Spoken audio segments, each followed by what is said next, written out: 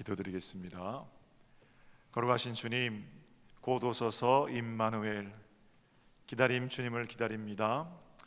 주님께서 우리 마음에 좌정하셔서 주인 되시고 역사하시고 다스리시고 섭리하여 주시옵소서. 감사하옵고 주님의 이름으로 기도 올려나이다. 아멘. 할렐루야. 앞에 뒤에 예쁜 사랑합니다, 축복합니다 인사하세요. 사랑합니다.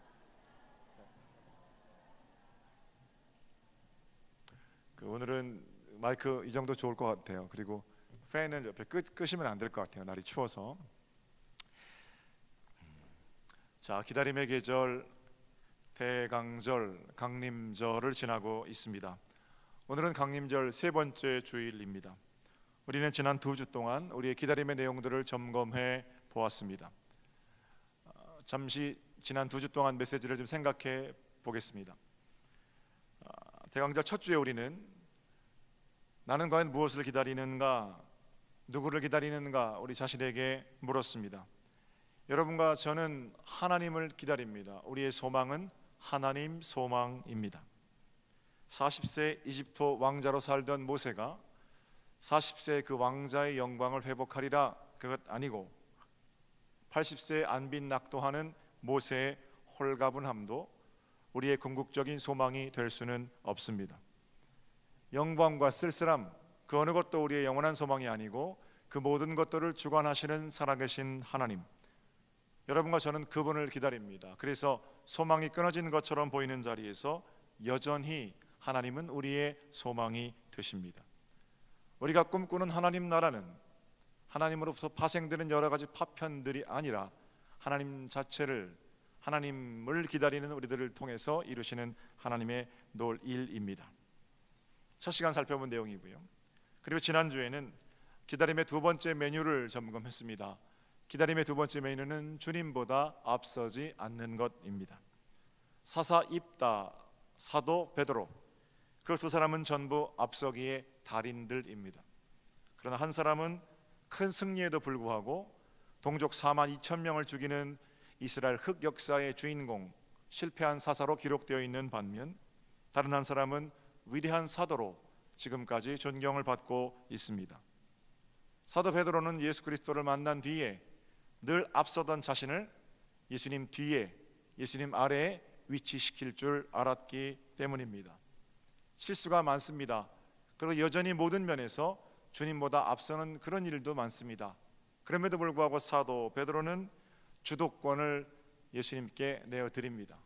우리 또한 우리 삶의 주도권을 주님께 내어드리면 여전히 실수 많고 허물 많은 인생이지만 사도 베드로로 살아갈 수 있습니다. 그러나 여전히 우리가 먼저 제시하는 조건 안에 주님을 가두고 주님을 우리 뒤에 이리저리 데리고 다니려고 할 때는 천국은 요원한 것이 됩니다. 지난주에 살펴본 내용입니다.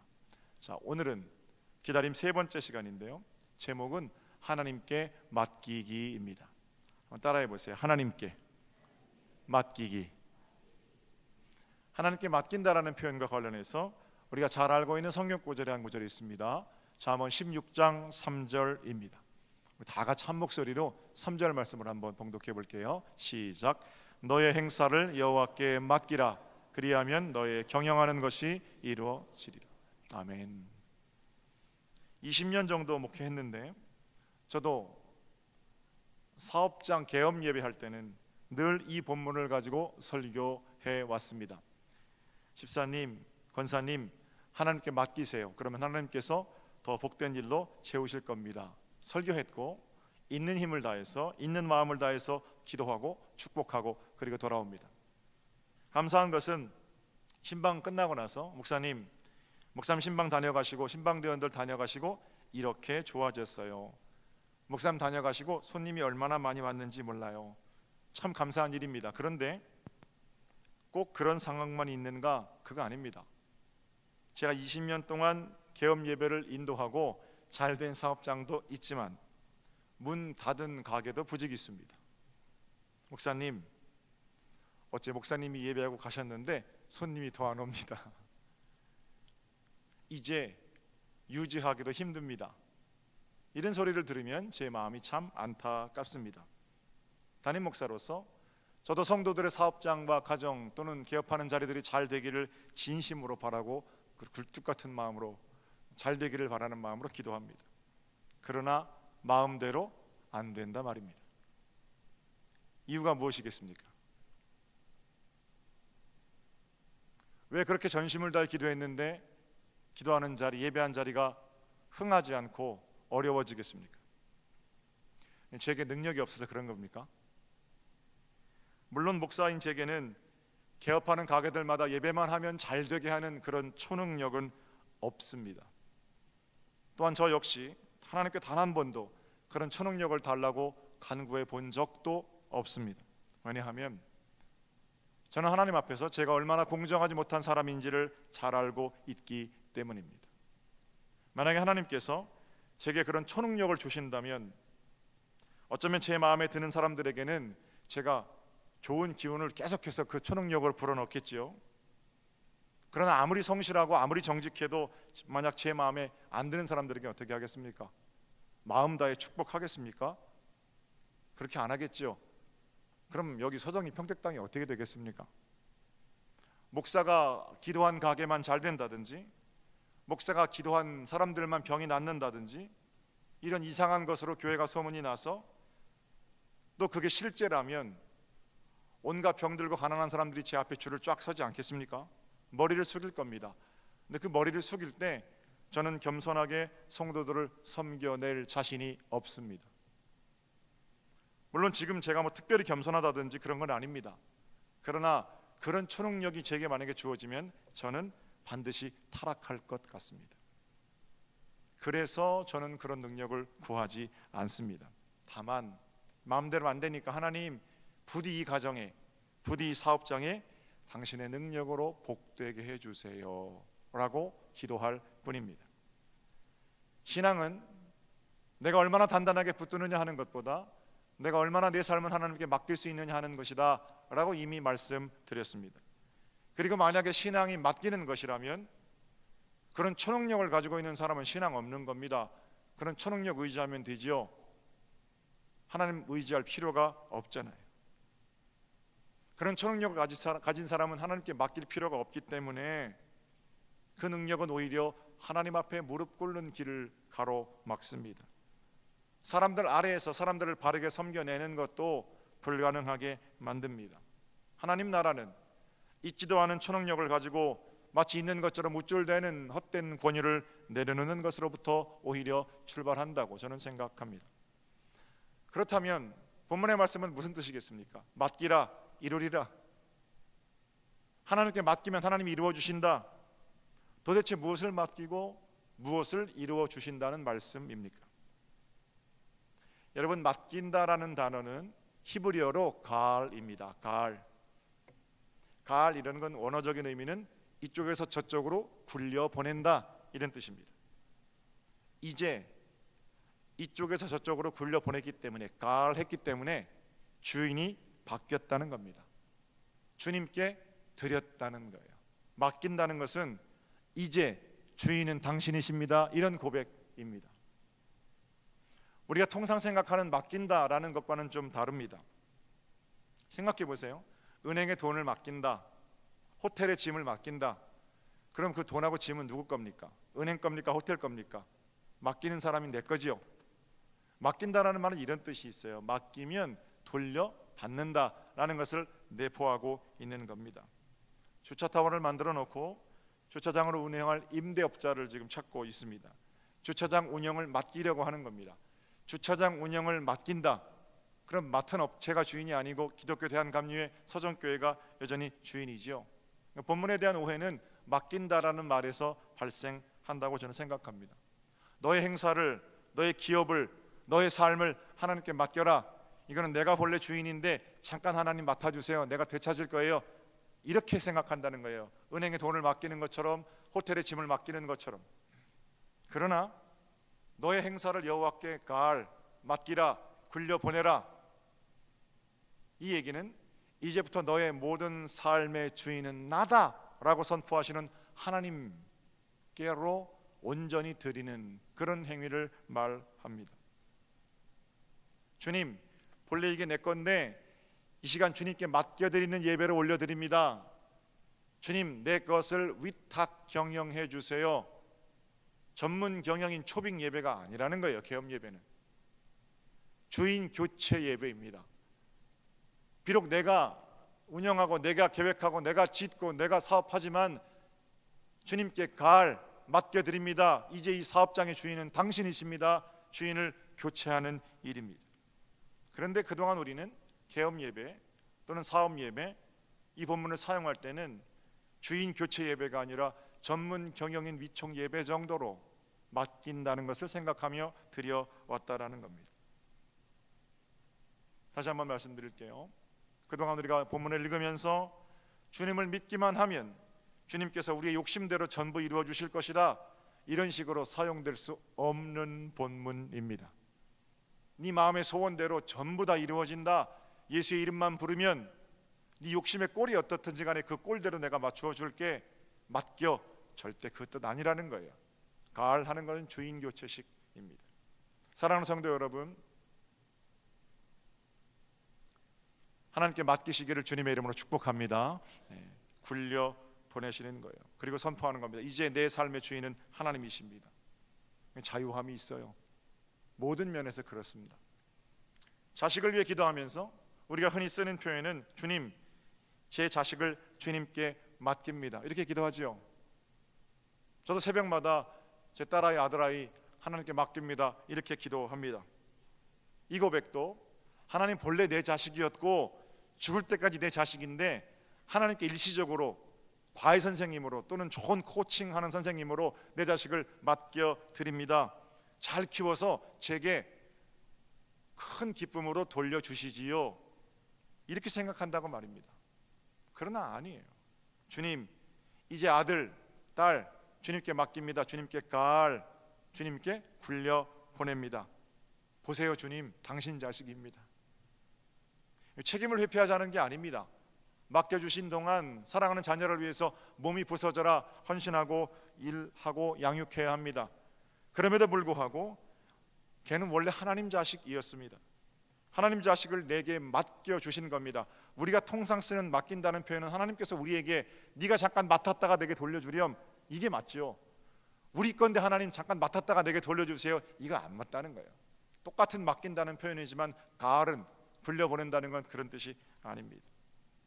기도할 때마다 우리 뭐라고 기도합니까? 남은 인생 하나님께 맡깁니다. 우리의 젊음을 하나님께 맡깁니다. 우리의 건강을 하나님께 맡깁니다. 얼마나 많은 표현을 맡긴다는 표현으로 쓰고 있는지 모릅니다. 역시 이 고백도 이런 겁니다. 내 남은 인생의 주인은 하나님이십니다. 내 건강을 하나님께 맡깁니다. 내 가정을 하나님께 맡깁니다. 전부 똑같은 얘기입니다. 건강을 돌려주세요, 가정을 돌려주세요, 이게 아니라 건강의 주인도 하나님이시고 가정의 주인도 하나님이십니다 라는 선언이자 고백입니다. 그래야 잠언 16장에 우리 장로님 읽어주신 내용들이 잘 어울리고 문맥이 잘 들어맞습니다. 2절부터 제가 한번 읽어볼게요. 2절과 3절이 사람의 행위가 자기 보기에는 모두 깨끗하여도 여호와는 심령을 감찰하신다. 너의 행사를 여호와께 맡기라. 그리하면 너의 경영하는 것이 이루어지리라. 2절과 3절을 어떻게 문맥상 연결할 수 있습니까? 그냥 3절만 우리가 주님의 이름을 부르기만 하면 우리 믿음의 꼴대로 다 이루어진다, 이렇게 이기적으로 읽었던 본문, 그거하고 2절하고 어떻게 연결되느냐 말입니다. 연결이 안 되잖아요. 그러나 여러분, 맡긴다, 굴려보낸다 이렇게 읽으면 자연스럽게 연결이 됩니다. 우리가 얼마나 이기적인지, 우리의 이기적이지 않은 것 같은, 이타적인 것 같은 행위의 포장에도 불구하고 우리 마음의 이기성은 우리 자신도 알고 하나님도 알고 계시는 거예요. 하나님은 우리 행위만을 보시는 게 아니라 우리 마음을 보시는 거예요. 그러면 이 마음 가지고 부끄러워서 하나님에 나설 수가 없잖아요. 심령을 감찰하시는 하나님, 내 마음의 더러운 것까지 다 아시는 하나님, 그 하나님께 어떻게 한다고요? 굴려보낸다는 거예요. 이 더러움까지도 다 굴려보낸다는 거예요. 이 부끄러움과 수치까지도 다 굴려보낸다는 거예요. 그렇게 하나님 내 마음을 좀 다스려 주세요. 그렇게 하나님 내 불안과 슬픔을 좀 다스려 주세요. 하나님께 이렇게 내가 맡길 때 어떻게 하신다고요? 하나님께서 그렇게 굴려보낸 마음을 친히 다스려 주신다라는 겁니다. 아무리 깨끗해 보여도 마음까지 순백색이 깨끗한 사람은 없습니다. 그래서 날마다 고침받아야 하는 이 마음 가지고 하나님 앞에 나와서 하나님 앞에 올려 보내는 겁니다. 그러면 하나님께서 우리의 마음도 다스려 주시고 마침내 우리의 마음을 통해서 우리의 삶 전체를 인도해 가신다는 겁니다. 늘 말씀드리지만 마음은 내가 다스리는 게 아닙니다. 다스리는 문제가 아니라 다스림 받아야 하는 문제입니다. 사랑하는 성도 여러분, 기다림의 계절을 지나고 있습니다. 여러분 마음 중심으로부터 하나님께로 하나님께로 굴려보내는 복이 있으시기를 우리 주님의 이름으로 축복합니다. 마음에 어떤 모양들이 있으세요? 깨진 꿈, 상한 마음, 지친 몸, 이루고 싶은 소망, 각종 문제와 질병, 서운함, 조급함, 열등감, 우월감, 수많은 것들이 우리 마음에 들어와 있는데 나를 슬프게 하는 것들, 나를 기쁘게 하는 것들 얼마나 많아요. 그 마음 하나님 보시니까 어떻게 하라고요? 굴려 보내는 거예요. 하나님께로 온전히 맡겨 드립니다. 주님께서 친히 이 마음을 다스려 주세요. 그때 비로소 하나님 나라가 우리 마음으로부터 이루어질 수 있습니다. 그렇게 맡겨드리고 기도하는 동안 우리 하나님 최고의 것으로 우리 가운데 이루실 거고 하늘나라를 맛보며 사는 기쁨을 허락하실 겁니다. 이런 맥락으로 쭉 나머지 부분을 읽으면 잠언 16장이 얼마나 은혜가 되는지 몰라요. 가을하는 마음으로 4절 읽을까요? 4절. 여호와께서 온갖 것을 그 쓰임에 적당하게 지으셨나니 악인도 악한 날에 적당하게 하셨느니라. 가을하고 사는 사람들, 주인 교체한 사람들, 그런 사람들은 악인 때문에 불평하거나 분노를 느끼지 않습니다. 느끼지 않는 건 아니겠죠. 거기 사로잡히지 않는다는 겁니다. 당장은 화가 머리끝까지 나지만 굴려 보냈잖아요. 주인이 하나님이시잖아요. 그러니까 어떻게 되는 거냐면 하나님께서 그 악인을 악한 날에 적당하게 쓰시려고 그렇게 하셨구나, 이렇게 이해가 된다라는 겁니다. 굴려 보냈기 때문에 기준이 나의 원통함이 아니라 하나님의 일하심이 되는 겁니다. 당장에 그 뿌리를 뽑아버리는 것이 의로운 것 같지만 그건 마지막에 하나님께서, 주인이신 그분께서 하시는 일이십니다. 그렇게 읽을 수 있겠죠. 5절은요, 계속해서 5절이에요. 무릇 마음이 교만한 자를 여호와께서 미워하시나니 피차 손을 잡을지라도 벌을 면하지 못하리라. 우리 하나님께서 미워하시는 것이 있습니다. 마음의 교만이에요. 잠언에는 자주 이런 말씀하세요. 잠언 6장에 하나님께서 미워하시는 것 67가지가 열거되어 있습니다. 첫 번째가 교만입니다. 제가 적어오지 않았는데 읽어드릴게요. 6장 16절부터. 여호와께서 미워하시는 것 곧 그 마음에 싫어하시는 것이 67가지이니 곧 교만한 눈과 거짓된 혀와 무죄한 자의 피를 흘리는 손과 악한 계교를, 이렇게 쭉 기록되어 있습니다. 첫 번째로 언급되는 것이 교만입니다. 하나님께서는 교만한 자를 역겨워 하십니다. 그렇다면 문맥상 교만한 건 뭐겠어요? 하나님께 가을하지 않은 겁니다. 사람이 좀 잘난 척을 하고 정죄하는 데 빠르고 우리가 일반적으로 알고 있는 귀가 막혔고 그런 교만과는 다르게 이 문맥 잠언 16장에서 교만이라는 것은 너의 행사를 여호와께 가을하라 라는 말씀에 순종하지 않은 자들이에요. 하나님께 굴려보내지 않고 자기가 마치 모든 행위, 모든 삶의 책임자인 것처럼 행동하는, 본래 내 것인 것처럼 거드름을 피우는 겁니다. 하나님 좋아하지 않으십니다. 그리고 교만한 자들이 아무리 손을 잡아도 벌을 면하게 되는 것은 아닙니다. 6절과 7절은 우리가 그렇게 하나님을 기다리면서 하나님께 내어 맡겨드리고 굴려 보내고 나서 해야 할 일들이 기록되어 있습니다. 6절과 7절 제가 읽을게요. 인자와 진리로 인하여 죄악이 속하게 되고 여호와를 경외함으로 말미암아 악에서 떠나게 되느니라. 사람의 행위가 여호와를 기쁘시게 하면 그 사람의 원수라도 그와 더불어 화목하게 하시느니라. 우리가 해야 할 일은 하나님께 우리의 삶을 굴려보내고 나서 여호와 하나님을 온전히 경외하는 것입니다. 날마다 하나님을 생각하고 그분 앞에서 살아가는 것, 그것이 경외입니다.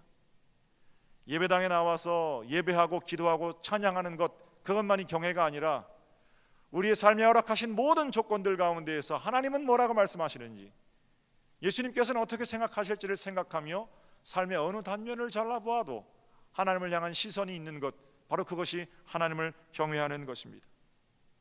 이런 맥락에서 매 순간 하나님을 경외하는 자는 반드시 악에서 떠나게 되어 있습니다. 그리고 악에서 떠나는 하나님을 경외하는 그 모습을 우리 하나님은 기뻐하십니다. 그 기쁨을 인하여 우리를 평강의 자리로 인도하시는 겁니다. 사랑하는 성도 여러분, 하나님께 가을할 수 있으시기를 바랍니다. 교만을 물리치고 마치 내 것인 양 거드름을 피우는 하나님이 싫어하시는 그런 일들을 내려놓고 이제 여러분의 눈물도 또는 여러분의 형통도 하나님께 전부 불려 보내십시오. 하나님이 주인이시라고 선포하십시오. 그리고 나서 누리는 자유함이 우리로 하여금 원수들과 화목을 이루며 사는 평강의 때를 살게 하십니다. 수요일마다 창세기를 봤고요, 37시간 동안 창세기 봤고, 지난주 수요일에 마지막 창세기 덮었습니다. 창세기 마지막 인물은 요셉입니다. 오늘 봉설교를 준비하면서 저는 자꾸 요셉 생각이 났습니다. 왜냐하면 요셉은 가을할 줄 아는 자였습니다. 하나님께 맡겨 보냈기에 원통함에 사로잡히지 않고 억울함에 사로잡히지 않고 풍성함에도 사로잡히지 않았습니다.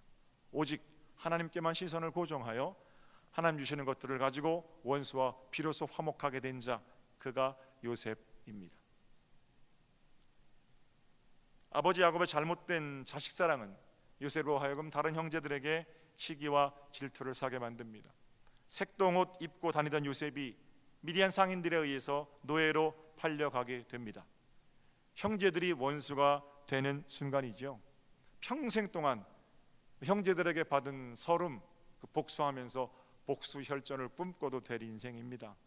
그러나 그는 그 억울함을 하나님께로 가을 불려 보냈습니다. 노예시장에서 보디발 장군 아내의 종으로 팔려가게 됩니다. 찬물에 손 한 번 안 담갔던 엄친아가 짐승에 가까운 대접을 받고 노예로 팔려갔습니다. 게다가 거기서 또 모함을 당하게 됩니다. 성폭행범이라는 누명을 뒤집어 쓰는 겁니다. 요셉이 하려고 한 게 아니고 오히려 그 여인이 요셉을 범하려 하였습니다. 그러나 힘없는 요셉이 누명을 쓰고 감옥에 갇히게 됩니다. 팔려가는 노예에서 죄수의 신분으로 살아가게 된 겁니다. 헐리우드 영화 또는 중국 홍콩 영화 이런 것 같으면 요셉은 거기서 만두만 먹으면서 복수의 칼을 갈아야 됩니다. 그러나 요셉은 그 상황마저, 그 원한과 슬픔마저 전부 하나님께 가을 불려 보냈습니다. 술 맡은 관원, 떡 맡은 관원 거기서 만났습니다. 같이 갇혔거든요. 그 사람들의 꿈을 해석해 줍니다. 나가면 내가 너를 곧 빼주겠다. 나가더니 감감무소식입니다. 서운함, 배신감, 어떻게 사람이 그럴 수 있노? 그러나 그 서운함과 배신감도 어떻게 했어요? 가을 하나님께 불려 보냈습니다. 바로의 꿈을 해석해서 마침내 세계 최강대국인 애굽의 총리가 됩니다. 만약에 요셉이 순간순간 10대 후반으로부터 30세까지 겪었던 수많은 억울함들을 하나님께로 굴려보내지 않았다면 요셉은 그 자리에 오르자마자 여러 적폐청산 대상자들을 소환했을 겁니다. 보디발의 아내는 물론이고 자기를 배신한 형들, 술 맡은 관원, 자기를 억울하게 누명을 씌우고 감옥 살아가게 한 수많은 죄짓고도 뻔뻔하게 살아가는 인간들이 있어요. 그러나 그 사람들 전부 호출해서 감옥에 쳐넣지 않았습니다.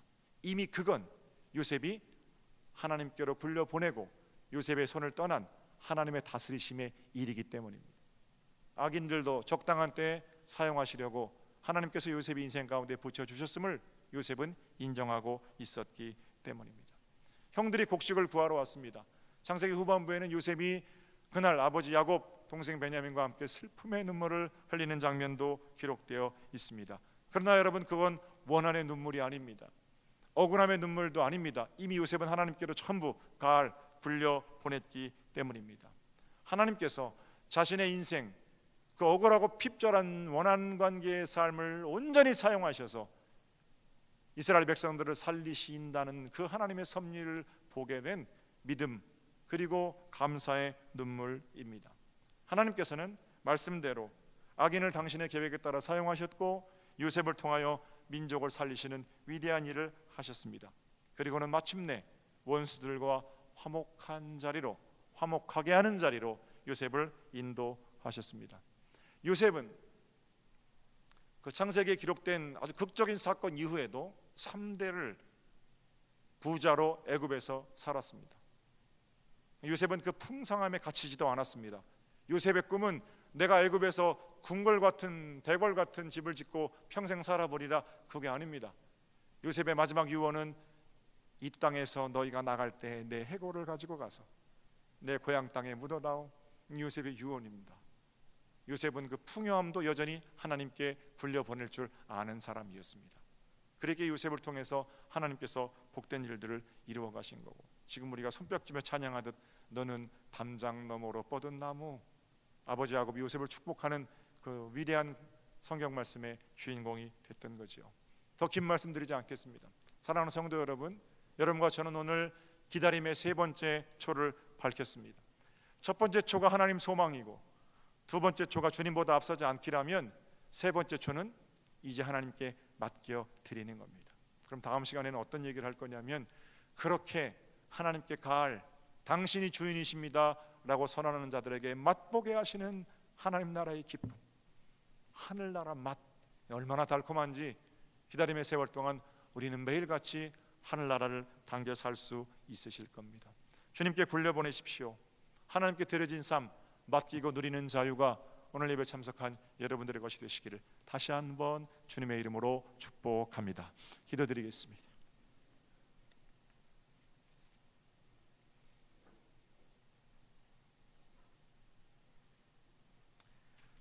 마음까지 감찰하시는 하나님, 요셉처럼 우리도 우리의 삶을 온전히 주님께 맡깁니다. 이제 주님이 주인이십니다. 악인도 계획에 따라 사용하시고 우리를 통하여 하나님의 복된 일을 드러내시려고 당신이 주인 되어 주심을 참으로 감사드리옵나이다. 맡겨드리고 누리는 자유가 기다림의 계절 대강절 세 번째 주를 사는 저희들에게 충만케 하옵소서. 감사하옵고 주님의 이름으로 기도 올려나이다. 아멘.